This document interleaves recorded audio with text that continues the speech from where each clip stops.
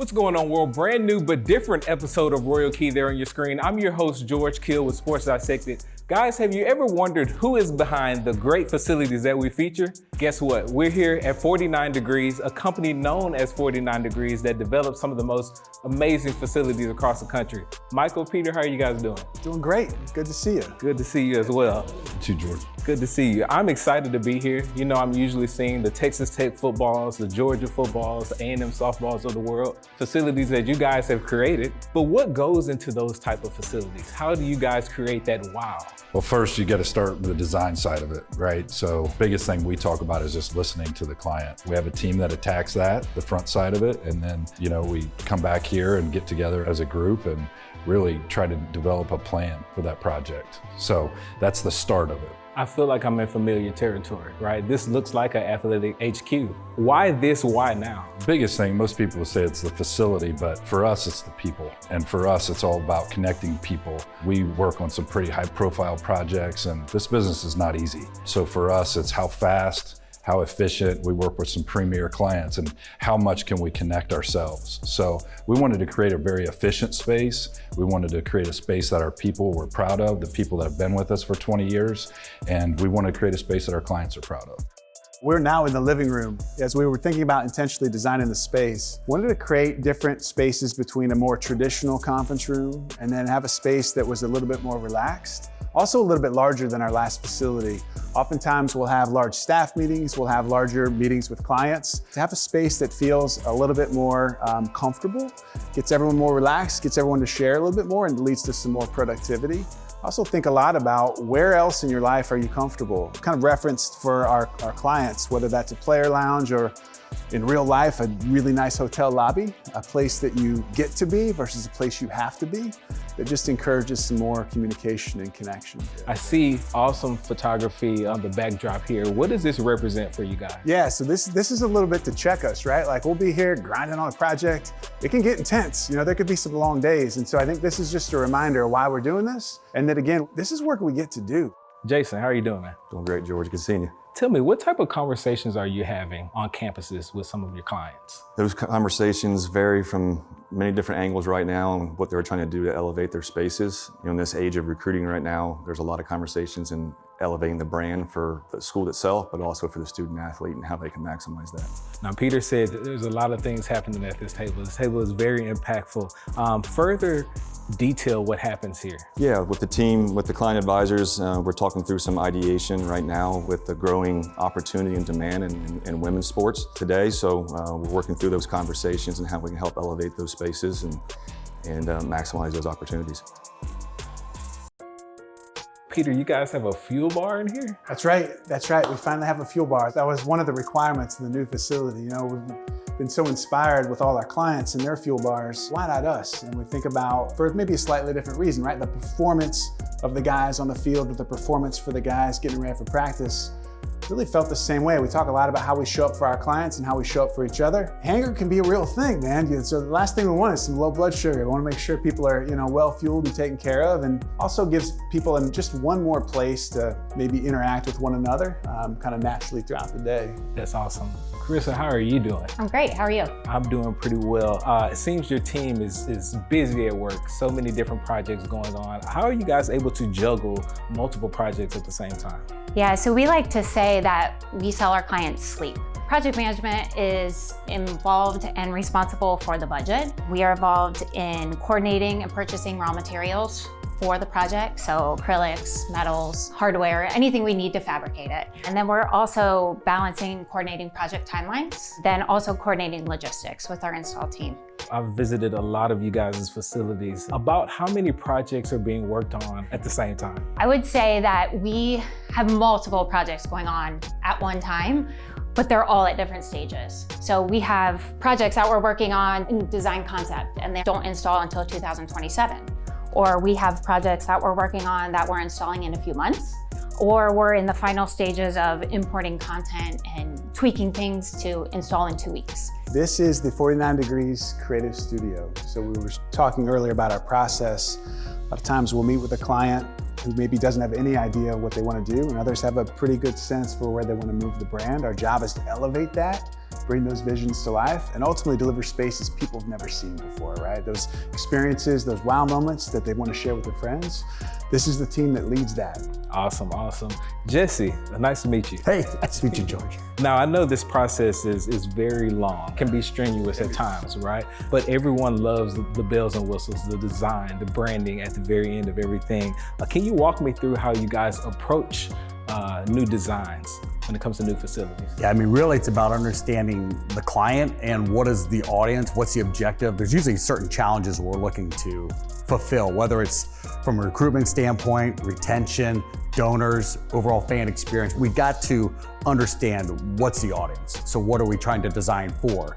And then we go from there and try to understand, well, what are we trying to bring to this, right? Are we trying to make it effective? Are we trying to make it that wow factor? Are we trying to reinstill a story or an emotional connection? So it's really about understanding the brand and who they are, and then what is the space being utilized for.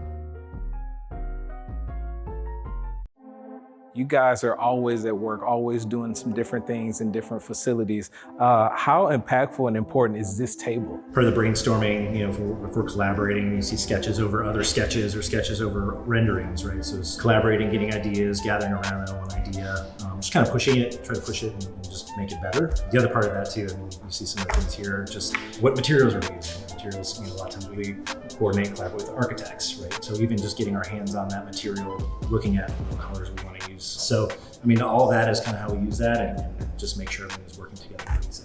All right, Hannah, Texas Tech, obviously one of the ones we've been talking about, amazing facility, but what else is going on in the facility currently right now? So our team right now is working through Texas football. This is their lobby space, really the beginning of everything in their full facility, another really large facility if you've been through it. And Texas just being a huge brand, this was something fun and new for us, so we were able to jump in and really take it to a whole new level. Again, you guys are amazing at storytelling. Everyone knows Texas, very big cowboy country, all kinds of things happening there. What is the design process? What's going on here? The idea on this wall is, instead of having an NFL wall that just has a list of names, because Texas has that history, they've got all kinds of guys that have gone everywhere and anywhere. So the idea here was, how do we highlight the guys of now and our first round draft picks? So their mascot Bevo actually wears a strap over top of his nose, and it is a leather and it has Bevo on it. So we're like, hey, let's pull from that. And we're gonna do the current players, all their last names are gonna be etched into this leather. So it kind of represents a little bit back to the brand.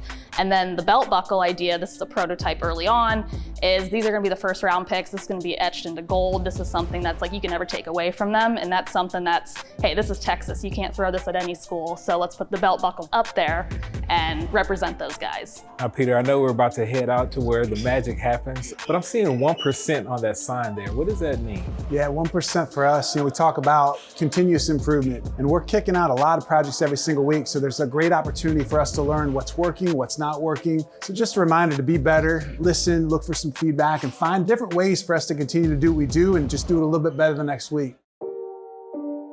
All right, JJ, saw all of the amazing concepts on paper. You and your team have an amazing role. You guys bring these ideas to life, right? Talk about where we are, what happens in this area. Yeah, so this is our production facility, right?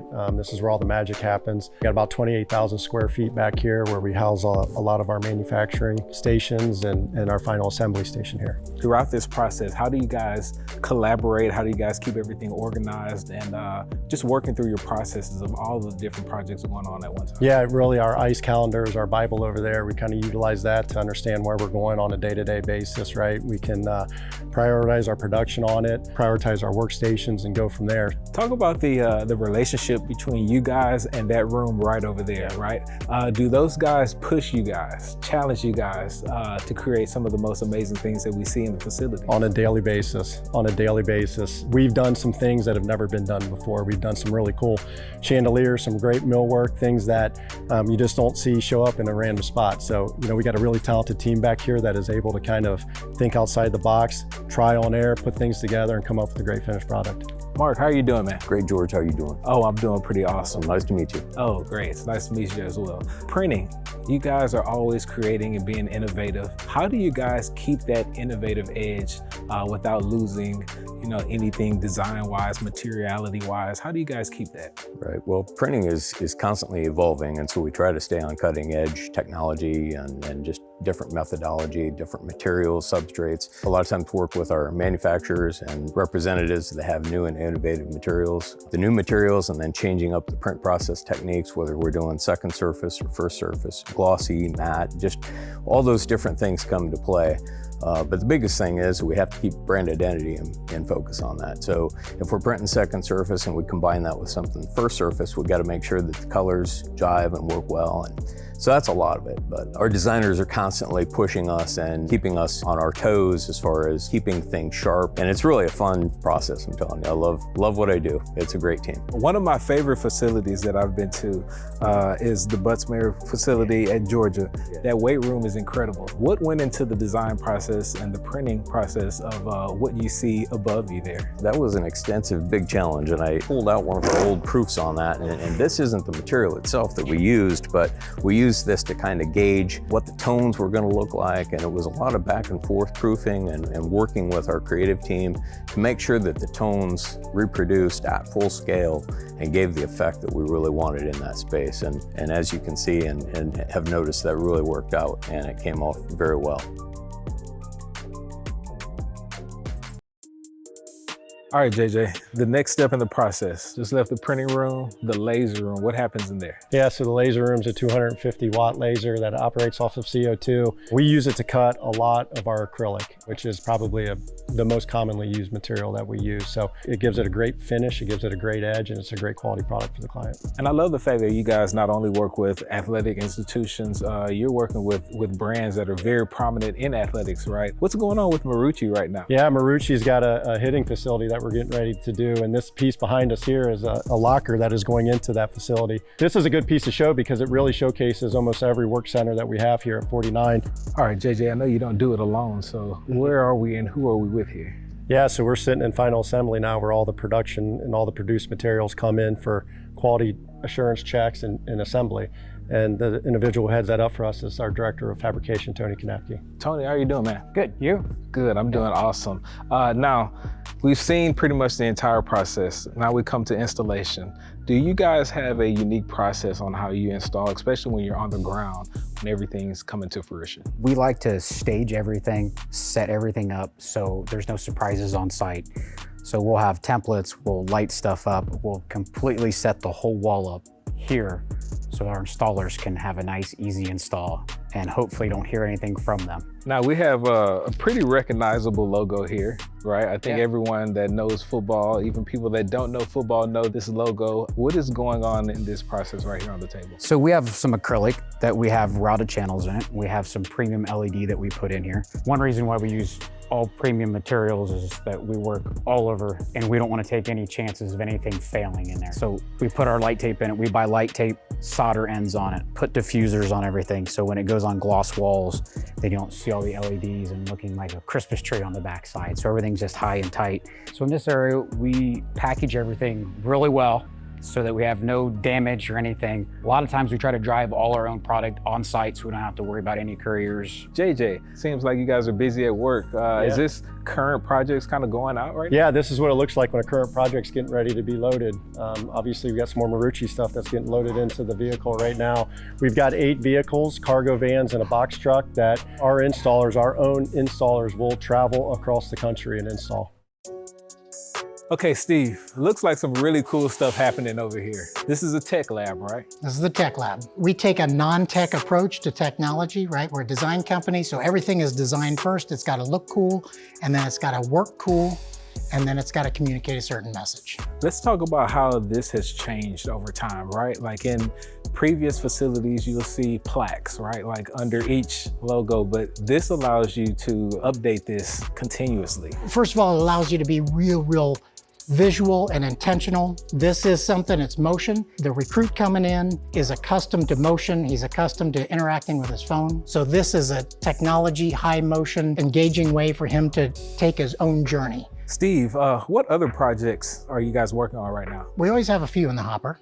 We got Texas football, Cincinnati football. We've got Marucci, some Roush Yates with NASCAR. I mean, anybody who competes at an elite level tends to look to us. Guys, I appreciate the amazing tour you guys gave me of just the 49 Degrees facility. I almost want to call you guys 49 Degrees U, because this is just like an athletic facility that I visit quite often.